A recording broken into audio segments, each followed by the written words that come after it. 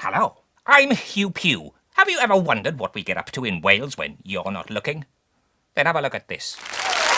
Good evening. A contest between Fishguard's Staring Club and their arch rivals Haverfordwest Glaring Society had to be called off today when one of the contestants was found to have a glass eye. He's cheating, innit? That's against the rules, that is. The match will be replayed next week when Fishguard's Staring Club hope to see off their opponents.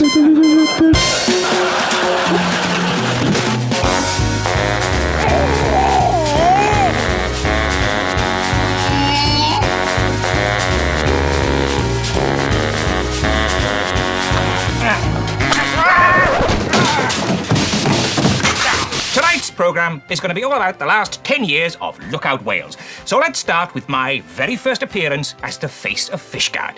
A momentous occasion, marred only by the presence of Barry Welsh. And now every week, this time we'll be going over to our roving reporter Hugh Pugh to find out what's happening in the rest of Wales.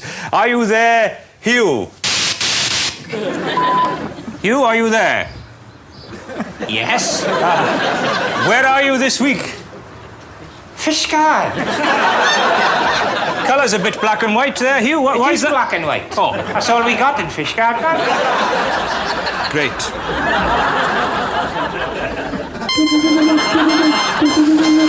Hello! Hello! This is the Lookout Wales news desk, and I am Hugh Pugh. Fishguard War Memorial closed for lunch today for the first time. In future, people will not be allowed to look at it between 12 o'clock and 1 o'clock.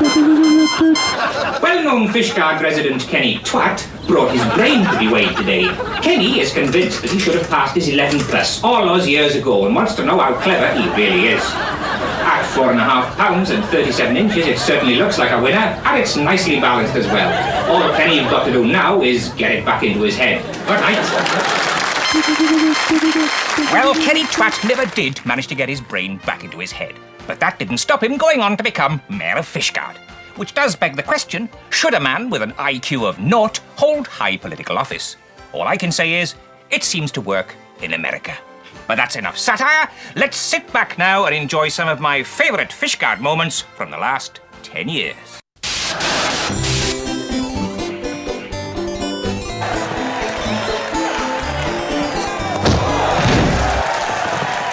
Hello, and welcome to Fishguard. Yes, Fishguard. Well, once again, it's time for the world-famous Fishguard Film Festival, held annually? No, annually, every year. And this year is no exception. Yes, once again, the stars and starlets of the slippery screen have shunned the Oscars and come to Fishguard, hoping to win the coveted Fish D'Or, or Gold Fish, as it's known to foreigners. Meanwhile, the celebrities have started to arrive. Here's Elizabeth Taylor with a selection of husbands. And there's Bridget Bardot with some of her friends. And who's that in the Wolseley? God blimey, it's only Marlena Dietrich. Marlena, it's Hugh Pugh. Oh, Marlena! Top stars demand top accommodation, and that's no problem in Fishguard. Most of them probably think they're still in Beverly Hills. Being so close to Leonardo DiCaprio's caravan is just a bit too much for these fans. There's Sophie Loren going back to her caravan for a bit of a lie down. And there's Gregory Pecker, her new boyfriend. We know where you're going, Gregory. We're here, man. Some of the film stars prefer to bring their own caravan. Here's Paul Newman towing a top-of-the-range Wayfarer companion. Warrant Beatty is staying at Flaps, the local campsite. I asked him how he liked being under canvas. Warrant, what have you got in the thermos then? Oh, mostly scotch. Scotch? That'll keep you warm in your sleeping bag. Well, I wasn't the only one who'd had a drink that night. Warrant Beatty enjoyed himself in a very big way and had to be helped back to his caravan at 3 o'clock in the morning. And it looked like Sophie Loren and Gregory Pecker had quite a night of it as well. Yes. The behaviour of some of these stars of the slippery screen leaves quite a lot to be desired, quite frankly. And as far as the people of Fishguard are concerned, let's hope they all come back again next year and spend another fortune. This is Hugh Pugh in Fishguard. Hello. former corporal in the Fishguards, Mr. Clinically Dead, was at Fishguard Town Hall today to receive a bravery medal that his regiment had lost more than 50 years ago. Unfortunately, the council had lost the medal again, so they gave him an oven-ready chicken instead. Huge crowds gathered today in Fishguard to watch the huge crowd which had gathered to watch a huge crowd gathering. There were huge crowds, said a spokesman for Fishguard Police. The town of Fishguard got itself a fire brigade today after years of campaigning. The volunteer force of part-time firemen was soon in action. A note is passed to Mr. Tupp in the post office, informing him of the blaze, and he quickly alerts his brave firefighting colleagues who drop everything and rush to the scene to do battle with the conflagration. Good. Who's that? Oh, boys, Paul, get him. Hop in, boys. They're a bit younger now. Right, good. Right. So what's that? Fix him on. What is it? Look at the towel. I got it, yeah. It was just pure bad luck that the fire went out 2 hours before they got there. Mayor of Fishguard, Mr. Kerry Twat, said he was relieved that Fishguard people could now set fire to their homes in complete safety. And finally, the luckiest pub in Wales, the Five Horseshoes, is to be renamed the Three Horseshoes after 2 of the horseshoes fell off the sign and killed the landlord.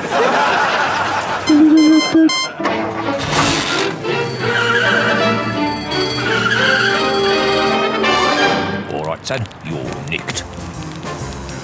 Police in Fishguard launched a major initiative this week to crack down on a gang of child criminals. A special undercover police unit, the so-called Santa Squad, have been formed in order to penetrate the gang. All right, lads. They may try to bribe you with sweets, so watch out. You go. Left, right. Officers from the Santa Squad have successfully elicited confessions from a number of suspects. So what did you take? Two-wheeler bicycle. Oh, yes. Anything else, sir? And a clockwork mouse. Clockwork mouse, eh? And what else? Speak up. The penny whistle. You evil bastard. Scum. You know that? Scum.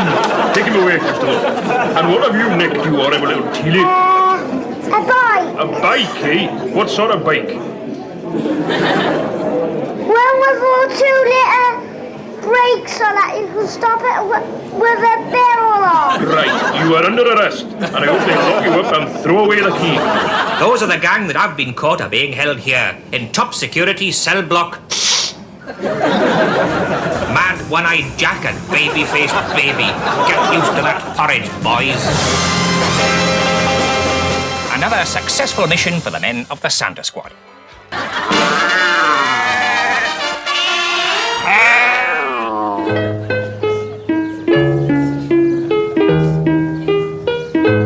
Papa Ludwig,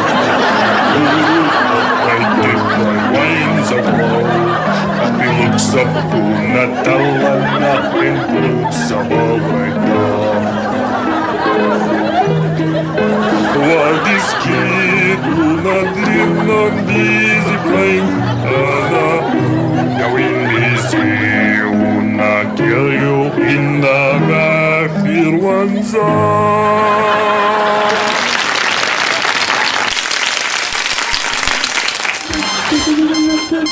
Fishguard Open Air Voting Society voted unanimously that they should continue to vote unanimously when voting. It was a unanimous vote. Fishguard's first Jewish pub is about to open. The bar Mitzvah will cater for drinkers of all religions, but during happy hour, only those who have been circumcised will get cut-price drinks. St. Sardine's Church, Fishguard, is set to attract pilgrims from all over the world with its newly acquired set of holy relics. The actual nails from the cross that Jesus Christ was crucified on and Christ's pipe are regarded by theologians as some of the finest religious artifacts ever seen. The vicar of St. Sardines, the Reverend V.D. Thomas, said that actually seeing the holy relics made him very glad that it was Christ that was nailed up and not him. And finally, Fishguard Fire Brigade took delivery of a new state-of-the-art fireproof suit today, seen here being demonstrated by leading fireman Norman Helmet. He told me that the great advantage of the new suit is that it's quick and easy to get into in an emergency.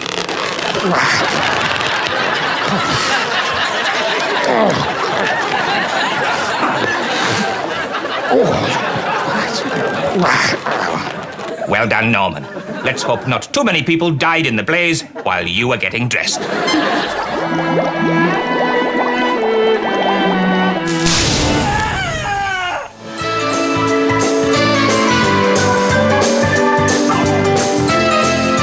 Do you dance like a pillock? A lot of men do.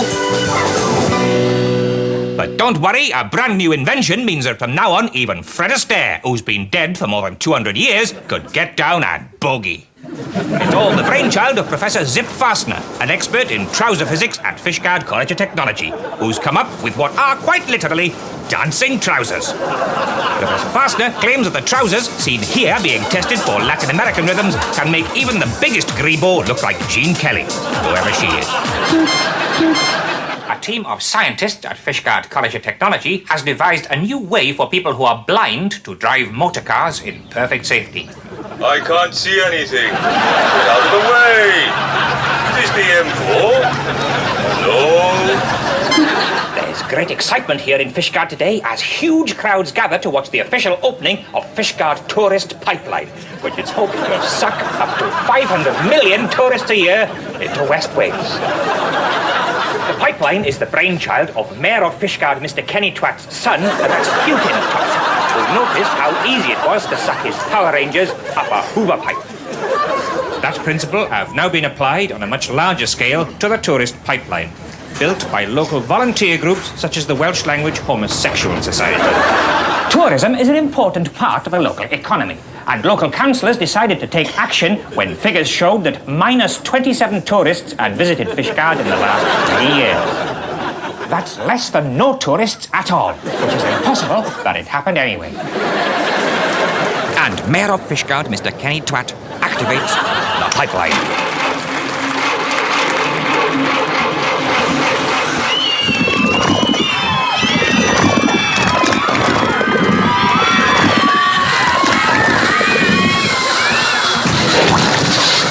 And here are the first pipeline passengers arriving at the emergency hospital set up to cope with the tragedy. Obviously, any new technology will have teething troubles, and Mayor of Fishguard, Mr. Kenny Twat, said that he hoped the survivors would enjoy what will probably be quite a long stay in Fishguard, in hospital. He added on a triumphant note that local hotels were now fully booked with relatives of the dead and injured. This is Hugh Pugh in Fishguard.